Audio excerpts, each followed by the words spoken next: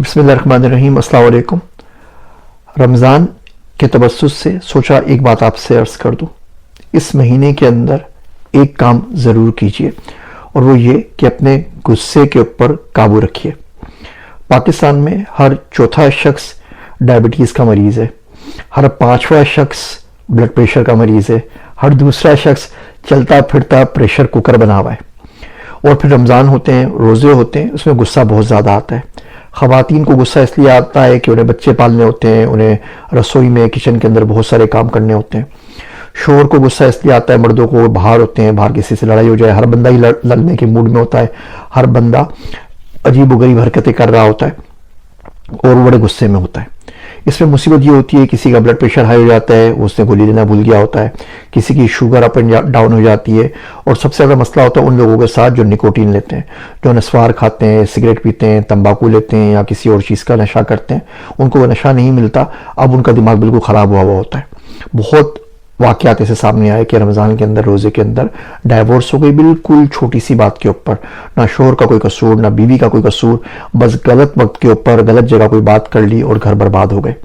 پتہ نہیں مفتیان کرام سے ان لوگوں کو پوچھنا چاہیے جن لوگوں کو اپنے غصے پہ کنٹرول نہیں ہوتا کہ ان کو روزہ رکھنا بھی چاہیے یا نہیں رکھنا چاہیے۔ وہ روزہ تو رکھ لیتے ہیں لیکن ایک قوم کی زندگی حرام ہو جاتی ہے، بیوی کی، بچوں کی، محلے والوں کی، امپلائیز کی، ساجھے داروں کی، پارٹنرز کی، رشتہ داروں کی، پڑوسیوں کی۔ تو ایسے شخص کو روزہ رکھنا بھی چاہیے نہیں۔ بہرحال تو مفتی صاحب جواب دیں گے، میں تو جواب نہیں دے سکتا، لیکن ایسے لوگ ہمارے معاشرے میں بہت سارے ہوتے ہیں۔ تو اپنے غصے میں قابو رکھیں۔ غصے میں قابو رکھنے کا وہ احمد جاوید صاحب بڑی اچھی بات بولتے ہیں کہ اسلام کے قوانین کا نقطۂ کمال یہ ہے کہ وہ آپ کا اخلاق بن جائے۔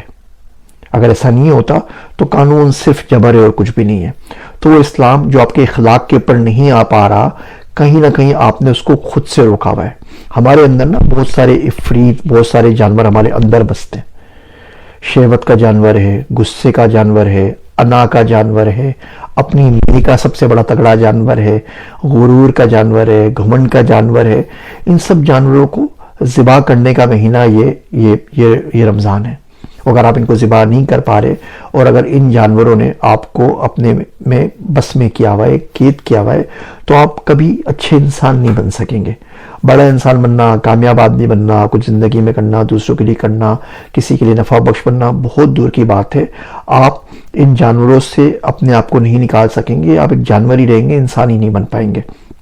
غصے کو کنٹرول کرنے کا بہت سیدھا سادہ طریقہ میں آپ کو بتا دیتا ہوں۔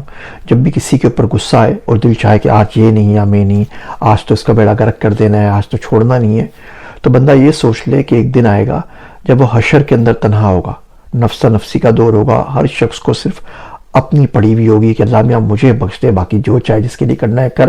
نہ بیوی کا سوال کرے گا، نہ بچوں کا کرے گا، نہ ماں باپ کا کرے گا، نہ رشتہ داروں کا کرے گا، نہ دادا دادی کا کرے گا، کسی کا نہیں کرے گا، اور اللہ میاں بس مجھے بخش دے، میری جان بخش دے۔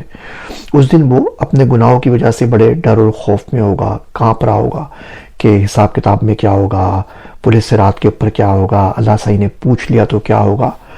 اب وہ جو چاہتا ہے کہ اللہ سبحانہ و تعالیٰ معاملہ اس کے ساتھ کرے، غصہ نہ کرے، رحم کا معاملہ کرے، معاف کرنے والا کا معاملہ کرے، ستاری کا ڈھکنے والا معاملہ کریں، عفو درگزر کا معاملہ کریں، غصہ بالکل بھی نہ کریں۔ بس وہ سوچ لے کہ اگر میں آج ان لوگوں کو، جنہوں نے ہو سکتا ہے کوئی شرارت کر لی ہو سکتا ہے کوئی غلطی کر لی ہو سکتا ہے کوئی نافرمانی کر لی ہو، لیکن اللہ نے فرمایا ان اللہ مع الصابرین، کہ اللہ صبر کرنے والے کے ساتھ ہے۔ تو بندہ بول دے اللہ سائیں میں آج صبر کرتا ہوں، اپنا غصہ پی جاتا ہوں، اس دن کے لیے جس دن مجھے بہت ہی ڈر ہوگا تیرے غصے سے، تو مجھ پہ رحم کا معاملہ فرمائیو۔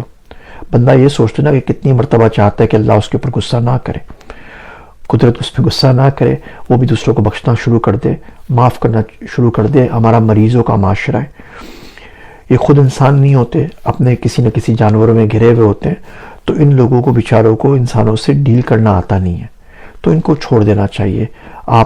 آپ اپنے جانوروں پہ قابو پائیے تاکہ آپ کم سے کم مرنے سے پہلے انسان بن سکیں۔